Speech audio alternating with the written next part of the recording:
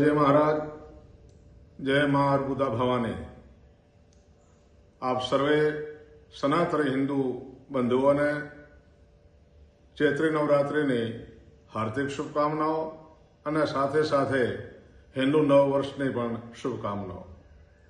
આજે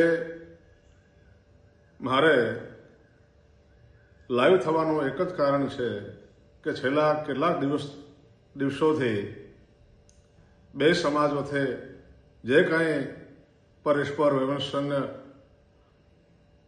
થયો છે એ માટે આપ સૌને એક નમ્ર વિનંતી કરવા માટે, નમ્ર અપીલ કરવા માટે લાઈવ આવ્યો છું। આપ સર્વે બે સમાજો, ચૌધરી સમાજ અને રબારી સમાજ, બે પ્રબુદ્ધ સમજદાર સમાજો છો।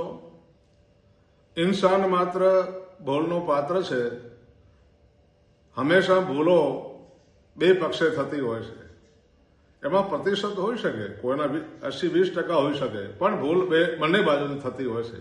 ત્યારે આવા સમયે ખાસ કરીને બંને સમાજના આગેવાનો સાથે મળીને ખૂબ સારી રીતે એનો સુખદ ઉકેલ પણ લાવી શકે છે અને એ બેસીને વાતચીતથી પણ આવા પ્રશ્નો હલ થાય અને આ રીતે ધમાલ કરીને કે અથવા કોઈ પણ પ્રકારનો બળનો પ્રયોગ કરીને આ રીતે કોઈ સમાધાનો થતા નથી।